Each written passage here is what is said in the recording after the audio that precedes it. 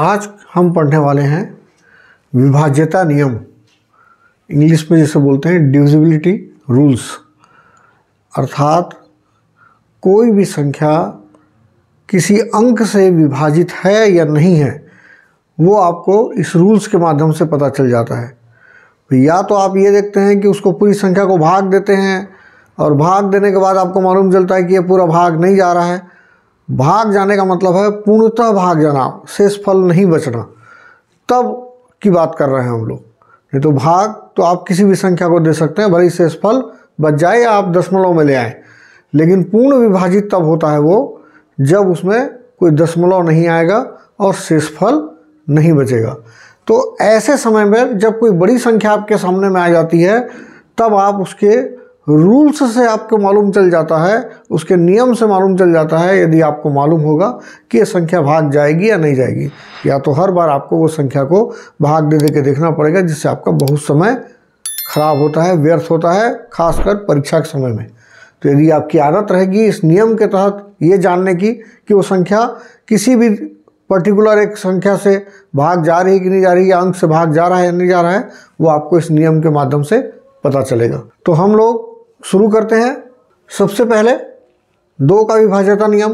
कोई संख्या 2 से विभाज्य है या नहीं है, वो उसके इकाई के अंक से मालूम चल जाता है। यदि उसके इकाई के अंक में 0, 2, 4, 6 और 8 होंगे, जो 2 के पहाड़े में आते हैं, तो वो निश्चित रूप से वो पूरी संख्या 2 से विभाजित होती है। जैसे हम लोग को मालूम है कि जितनी भी सम संख्याएं होती है उनमें तो ये अंक ही रहते हैं, तो वो 2 से विभाजित होती है। ये बिल्कुल सबसे आसान 2 का ही रहता है, जो आसानी से हमको मालूम चल जाता है कि वो संख्या सम संख्या है या नहीं है। अगर सम संख्या है तो 2 से विभाज्य है, यदि नहीं है तो 2 से विभाज्य नहीं है। तो मालूम कैसे चलता है? उसके इकाई के अंकों के आधार पर। दूसरा है 3 का विभाज्यता नियम। 3 का विभाज्यता नियम यह बोलता है कि आपको जिस भी संख्या के बारे में आपको जानना हो कि वह 3 से विभाजित होगी या नहीं होगी, तो उस दी हुई संख्या के जितने भी अंक होंगे उन सब का योग भी जो है वो 3 से विभाजित होगा। जैसे उदाहरण के लिए हम एक संख्या ले लेते हैं 81। अब हमको देखना है कि 81 3 से विभाजित है या नहीं है। तो इसमें 2 अंक है 81, मतलब हम ले लेते हैं 8 धन 1, दोनों अंकों को जोड़ देते हैं। 8 और 1 को हम लोग जोड़ेंगे तो कितना हो जाएगा? 9। 8 और 1 9, और 3 के पहाड़े में 9 आता है, 3 3 9, मतलब 3 से 9 जो है वो पूरी तरह विभाजित होता है। इसका मतलब है 81 भी 3 से पूरी तरह विभाजित होगा। चाहे तो अब आप उसको भाग दे सकते हैं, 3 दूनी 6 और 3 सत्ते 21, इस तरीके से। तो ये एक प्रकार से ये है कि आपको पहले से बता देता है कि 3 से विभाजित होगा या नहीं होगा। अगर बड़ी संख्या मिलती है तब आपके लिए बहुत आसान होता है, आपको भाग देने की ज़रूरत नहीं है। पहले आप पता कर लीजिए, उसके बाद आप भाग दीजिए। अगर आप पहले से ही भाग देने की कोशिश करते हैं और बड़ी संख्या है, आप ज़्यादा देर तक भाग देते हैं, भाग देने के बाद आपको पता चलेगा कि ये तो भाग नहीं गया, फिर आप दूसरी संख्या से भाग देंगे। उससे अच्छा सबसे पहले आप उसे चेक कर लीजिए। जैसे एक दूसरा उदाहरण ले लेता हूं मैं, 684। अब 684 3 से विभाजित होगा या नहीं होगा? यदि आप तुरंत भाग देते हैं, बच्चों के लिए थोड़ी सी मुश्किल होता है। हम तो तुरंत, बड़े लोग हैं, टीचर्स हैं, हम तुरंत इसको कर सकते हैं, लेकिन बच्चे जब इसको करने के लिए जाते हैं तब उनके लिए सबसे अच्छा तरीका यही होता है। ये 3 अंक है, अगर आप 4 और 5 अंक भी होते तो आपके लिए वो आसान होता। तो 684 है, आप 684 के तीनों अंकों को जोड़ दीजिए। 6 धन 8 धन 4, तो 8 6 14 और 4 18 हो गया। 18 को यदि आप 1 धन 8 करेंगे तो वो 9 हो जाएगा। वो भी 3 के पहाड़े में आता है, 9 भी। तो ये पूरा अंत तक आपको निकालना। अगर 5-7 अंक होते तो हो सकता है ये सैकड़े में भी आ जाएगी बड़ी संख्या, तब भी आपको तीनों अंकों को फिर से जोड़ना है, फिर से निकालना है। अगर 2 अंक में योग आ गया तो फिर से एक बार करना है। ऐसे करके आपको देखना है, और उसके बाद अंत में जो योगफल मिलेगा वो 3 से विभाजित होना चाहिए, जो अंक आएगा। तो अगर ये 9 आया है, 3 से विभाजित है, मतलब ये पूरी संख्या भी 3 से विभाजित होगी। आपको चाहिए कि आप उसके बाद इसको पूरा भाग दे दीजिए। 3 दूनी 6, फिर 8 आ गया, 3 दूनी 6 और फिर 4 उतारिए और 3 अट्ठे 24 कर दीजिए। तो इस प्रकार से आप जो है 3 से भाग देकर आप पता कर सकते हैं कि आपकी संख्या जो है वो पूरी पूरी विभाजित हो रही है। तो विभाज्यता नियम के यही फायदे हैं कि आप आसानी से पता कर लेते हैं वो संख्या उस किस दी हुई हमारी संख्या से विभाजित होगी या नहीं होगी। तो 5 का विभाज्यता नियम कि जिन संख्याओं के इकाई के स्थान पर 5 होगा या फिर 0 होगा वो संख्याएं निश्चित रूप से 5 से विभाजित होंगी, चाहे हम 355 ले लें या फिर हम 300 ले लें या 305 ले लें या हम 5005 ले लें या 5045 ले लें। अगर हम इन सब को देखते हैं तो इनकी इकाई में 5 है या 0 है, ये पक्का 5 से विभाजित होंगे अगर हम भाग देकर देखेंगे तो। अगला है 7 का विभाज्यता नियम। ये विभाज्यता नियम 2, 3, 5 इनके समान बिल्कुल सामान्य नहीं है, थोड़ा सा अलग है। और 7 का जब हम देखेंगे तो हमको पता भी चलेगा।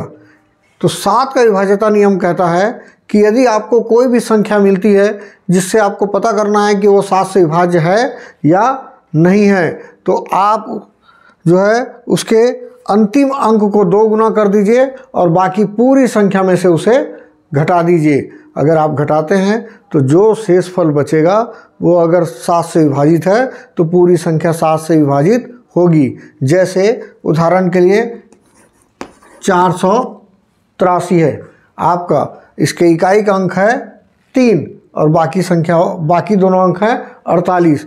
तो आपको करना है 48 में से आपको 3 के दुगना को 3 इकाई के अंक को 2 से गुणा कर दीजिए और उसे 48 में से घटा दीजिए। तो 48 ऋण 6 मतलब हो जाएगा 42। और हम जानते हैं 7 के पहाड़े में 42 आता है। तो ये पूरी संख्या जो है वो 7 से विभाजित होगी निश्चित रूप से। आप भाग देकर देखेंगे तो आपको पता चल जाएगा। इसका दूसरा नियम भी है एक कि आपके पास में अगर ये संख्या 483 है तो आप इसके इकाई के अंक को 5 से गुणा कर दीजिए, इसके इकाई के अंक को। जैसे 48 और ये इकाई का अंक है जो 3 पंचे 15, 3 गुणित 5, तो 48 धन 15। अब इसको जोड़ दीजिए इकाई के अंक को, इकाई के अंक के 5 गुना को। आपको जो अंक मिल रहा है वो है 63। और ये 7 के पहाड़े में अगर 63 आता है तो ये पूरी संख्या भी 483 भी 7 के पहाड़े में आएगी या 7 से वो पूरी तरह विभाजित होगी। तो 7 का विभाज्यता नियम इस तरीके से 2 तरीके से बनता है कि या तो ये है या फिर ये है। अगर आपको जो भी सरल लगता हो वो विभाज्यता नियम का आप पालन करिए, उसको अभ्यास करिए जिससे आपके दिमाग में बैठ जाए। क्योंकि 7 से आपको भाग देने में हमेशा ही कठिनाई होती है, क्योंकि सामान्यतः उसके जो अंक हैं वो वैसे ही मिलेंगे जो आसानी से आपको पता नहीं चलते हैं। तो ये तरीके से आप उसे पता कर सकते हैं। ये 3 अंक है, 3 अंकों की संख्या थी। अगर देखेंगे तो हम एक आध 4 अंकों की संख्या को ले लेते हैं और उसे हम भाग देकर विभाज्यता नियम पर परख कर देखते हैं कि वो भाग होता है या नहीं होता है। जैसे 2415 है। अब 2415 में जो पहला मैं बोल रहा था कि इकाई का अंक है जो है उसको 2 गुना कर दीजिए और पूरी संख्या में से बाकी संख्या में से घटा दीजिए। तो ये 5 है, बाकी की संख्या हो जाएगी 241। तो हम ऐसा करते हैं 241 में से हम 5 के दुगना को हम घटा देते हैं। कितना हो जाएगा 241 ऋण 10 मतलब आ गया 231। लेकिन अभी भी ये बड़ी संख्या है। तो आप अभी भी जैसा 3 अंक के समय में कर रहे थे सेम प्रक्रिया फिर से दोहराएंगे और हम देखते हैं यहाँ पर 23 ऋण 1 गुणित 2। तो 23 ऋण हो जाएगा 2 बराबर आ गया 21। 7 के पहाड़े में 21 आता है, मतलब ये पूरी संख्या 2415 जो है वो 7 से विभाजित होगी। और इसी पर अगर कोई और तरीका देखना है तो वो भी हम देख लेते हैं। इसी को जो दूसरा नियम था 2415 है, मैंने बोला था इकाई के अंक को 5 गुना कर दीजिए। यहाँ 5 है तो 5 गुना कर दीजिए। तो 241 धन 5 गुणित 5, तो 241 धन हो जाएगा 25। अब इसको जोड़ दीजिए, आ गया ये 266। लेकिन अभी भी ये बड़ी संख्या है भागा ही दे के देखना पड़ेगा तो क्या फ़ायदा। तो हम इसे अभी भी वही तरीका अपनाते हैं। 26 धन 6 पंचे 30, 26 धन 30 बराबर 56। 7 के पहाड़े में 56 आता है, मतलब ये पूरी संख्या जो है वो 7 से विभाजित होगी। ये सब नियम इसलिए हैं कि आपको जब बड़ी संख्या को भाग देने का समय आएगा तो आपके साथ में आपको ज़्यादा समय खराब ना हो, आप इस तरीके से उसे पता कर सकते हैं। बाकी आप अपनी इच्छा से स्वतंत्र हैं, जिस तरीके से भी आप पता करना चाहें वो तरीका है। तो यह है 7 का विभाज्यता नियम। अगला है 11 का विभाज्यता नियम। अब ये और बड़ा संख्या हो गई 11। जैसे जैसे बड़ी होती जाएगी आपको वास्तव में विभाज्यता नियम की ज़रूरत पड़ती है, क्योंकि आपको पूरी संख्या को भाग देना पड़ता है। तो 11 का विभाज्यता नियम, हम कोई भी एक संख्या उठा लेते हैं। मान लो हम एक संख्या लेते हैं 2143। अब इसे देखना है कि यह संख्या 11 से पूरी तरह विभाजित है या नहीं है। तो आप इसके अल्टरनेट जो अंक हैं उन लोगों को अलग जोड़ लीजिए। जैसे ये इकाई का सैकड़ा से और दहाई का हज़ार से, मतलब पहला अंक को तीसरे से जोड़ लीजिए और दूसरे अंक को चौथे से जोड़ लीजिए। तो 2 और 4 हो जाएगा 6 और 3 और 1 हो जाएगा 4। अब इनमें से 6 में से 4 को आप घटा के देख लीजिए कितना आया 2। तो हम देख रहे हैं चूंकि ये 11 2 से विभाजित नहीं है ना, क्योंकि या तो यहाँ 0 आना था या फिर 11 का कोई गुणा जाना था या 11 आना चाहिए था। तो अगर ये 2 आया है तो 11 से ये विभाजित नहीं है, तो ये पूरी संख्या भी 11 से विभाजित नहीं होगी। हम कोई और अंक भी ले लेते हैं, जैसे 4 अंक था, एक हम 5 अंकों की संख्या ले लेते हैं। इसे भी वैसी है, आपको पहला तीसरा और 5वां अंक को आप जोड़ लीजिए। 2 धन 7 धन 5 और ये दोनों अंक को भी जोड़ लीजिए 6 धन 8। अब आप देखते हैं कि ये 7 2 9 9 5 14 आ गया, ये 8 6 14 आ गया। 14 में से आपको 14 घटाना है। अगर आप घटाते हैं तो आपको मिलता है 0। तो अगर 0 आता है तो भी ये संख्या पूरा 11 से विभाजित है। तो 11 से विभाज्यता का नियम क्या कहता है कि आप एक छोड़कर एक संख्या ले लीजिए, आपको चाहे जितनी भी बड़ी संख्या मिली हो उन अंकों को जोड़ लिए और ऐसे अंक जो सम स्थानों पर आते हैं, दूसरे चौथे या छठवें, ऐसे स्थानों पर जो संख्या अंक आएंगे उनको जोड़ लीजिए आप। और उनको जोड़ने के बाद आप एक योग में से दूसरे योग को आप घटा दीजिए। जो घटाने से जो शेष फल आएगा या तो वो 0 होना चाहिए या फिर वो 11 का गुणज होना चाहिए।